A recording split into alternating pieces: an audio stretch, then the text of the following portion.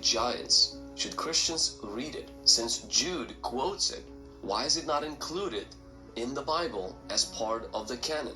Who wrote this book, and what is this book all about? In this video, we're going to dive a deeper look into this book. It's a mysterious book, and it has gained a lot of traction lately, not just among Christians, but also among those who are into New Age and other religions.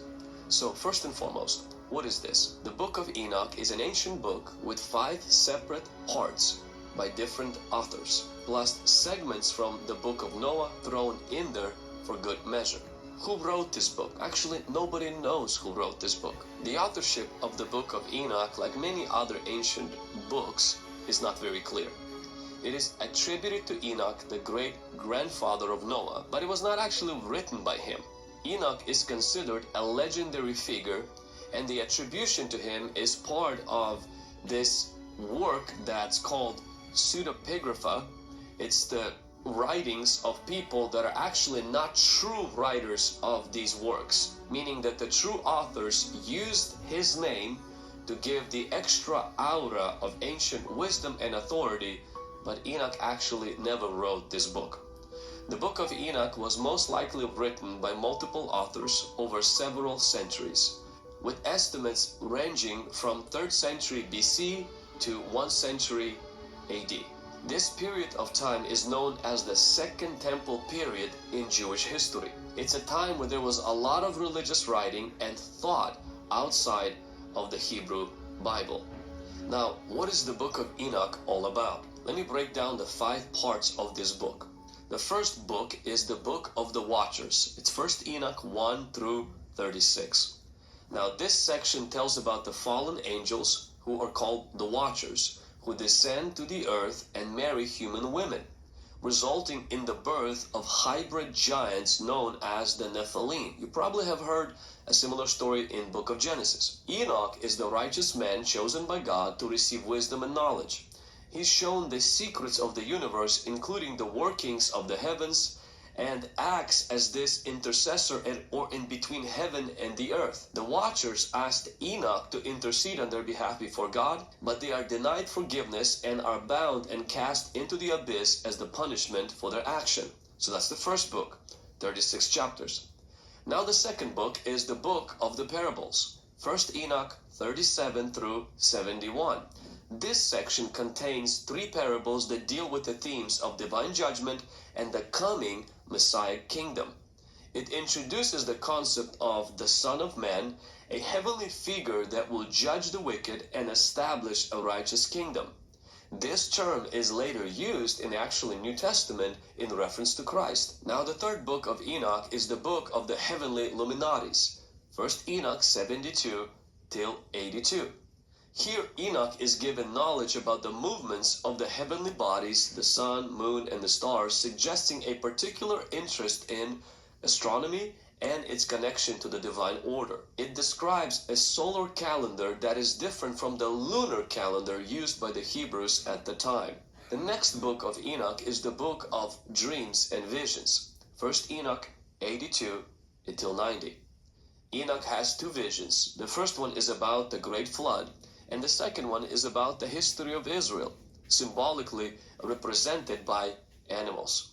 These visions, they recount the history of the world from the time of Adam to the establishment of the Messianic kingdom. And now the last book of Enoch is the book of the Epistle of Enoch, 1 Enoch 81 until 108. This final section includes the series of encouragements to the righteous and the warnings to the sinners, revelations about the future, including the resurrection and the final judgment. It ends with an appendix that reaffirms the judgment and the importance to living in righteousness. So now these are the 5 books of Enoch within 1 Enoch. The one that has a lot of interest, and probably where you have heard different references to, is the first book that I've highlighted, is the Book of the Watchers. Now, I'm going to break down the Book of the Watchers just a little bit more so that you will know kind of where some of these ideas have been coming from. The Book of the Watchers, which is the first book of Enoch, which has 36 chapters, that book, I'm going to break it down a little bit more into the Descent of the Watchers, chapters 1 through 5. And that's when Enoch starts with a warning about the great judgment against the Watchers, a group of angels who have sinned. These angels see the earth's women as beautiful, so they decide to leave their heavenly home to marry them. This is, of course, is forbidden, and their actions start causing problems on the earth. And then if you go a little bit down, chapter 6 to 16, you will see the sins of the Watchers and the Nephilim. The angels now on earth teach humans various forbidden knowledge and crafts, which lead to warfare, sorcery, and all other sins. Now this angel and human union produced this hybrid offspring called the Nephilims, who are the giants that bring pretty much havoc on this earth and actually consume the humans alive, leading to widespread despair. And chapters 17 through 36 talk about Enoch's mediation and the judgment on the Watchers. The Watchers realize that they have done wrong, and they ask Enoch to speak to God on their behalf, hoping for forgiveness. Enoch ascends to the heavens, where he receives visions, and it is told about the natural order and why the Watchers cannot be forgiven. God declares that the Watchers must be bound and imprisoned in the earth, and their giant children must be eliminated.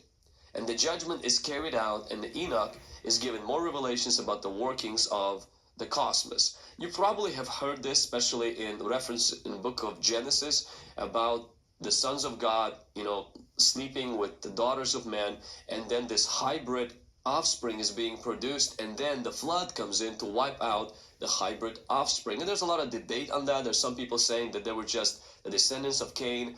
I lean more toward the fact that they were actually angels who have rebelled against God and who have violated their domain and have created a hybrid descendants or hybrid humans that were devouring people, and then God had to wipe them out.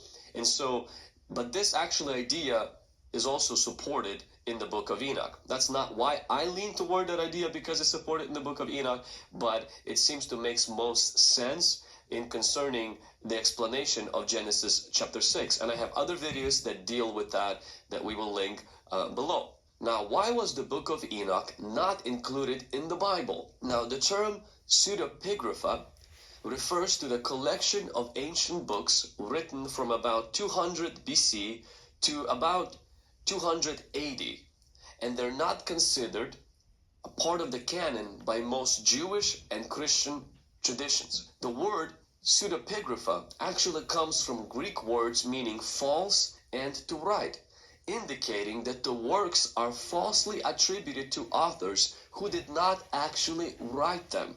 So that kind of tells you right away why it's not in the Bible.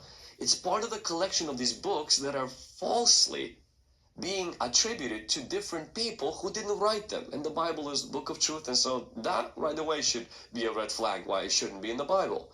Now, these texts often bear the names of biblical characters, but they were not written by them or within their lifetime.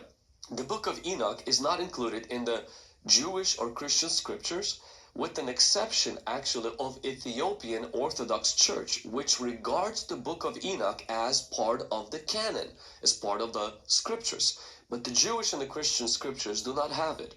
Now, Jude actually quotes the first of Enoch. Jude chapter 1 verses 14 and 15 says, "Now Enoch, the seventh from Adam, prophesied about these men also, saying, Behold, the Lord comes with 10,000 of his saints to execute judgment on all, to convict all who were ungodly among them of all their ungodly deeds, which they have committed in an ungodly way, and of all the harsh things which ungodly sinners have spoken against him." Now, it actually quotes from 1 Enoch 1:9. I'm going to read it to you straight from 1 Enoch. "And behold, he cometh with 10,000s of his holy ones to execute judgment upon all, and to destroy all the ungodly, and to convict all flesh of all the works of their ungodliness which they have ungodly committed, and of all the hard things which ungodly sinners have spoken against him." So Jude quotes from Enoch, but it does not mean that all of the book of Enoch is inspired. Paul quotes a pagan philosopher in Titus 1:12, but it doesn't mean that everything that this philosopher wrote is the Holy Scripture. No scholar believes that the book of Enoch was truly written by Enoch. So just because Jude quotes a portion of Enoch does not mean that Jude thought that the entire book of Enoch was valid or that it was scripture. Finally, what should Christians do about this mysterious book of the first Enoch? It does provide insights into the beliefs and culture and religious understanding of this period between the Old Testament and the New Testament. Also, it gives us some understanding about the Second Temple Judaism.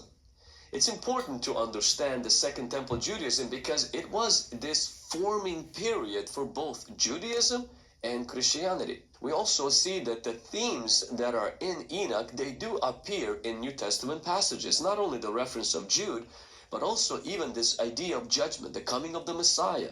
These themes are in the New Testament, as well as it has apocalyptic genre. And the prime example of this apocalyptic literature, we see visions, angelic things, we see the end of the world scenarios, which is present both in Daniel and in Revelation. We should treat the book of Enoch and all other books in the same manner that we treat all other books that we call apocrypha, and I have a whole video about that, which some things they say are true and correct, but much of it is false and historically inaccurate. Apocrypha books are interesting, they're fascinating, but they're not accurate, and they're fallible documents from history. They are not inspired, and they're not part of the scripture.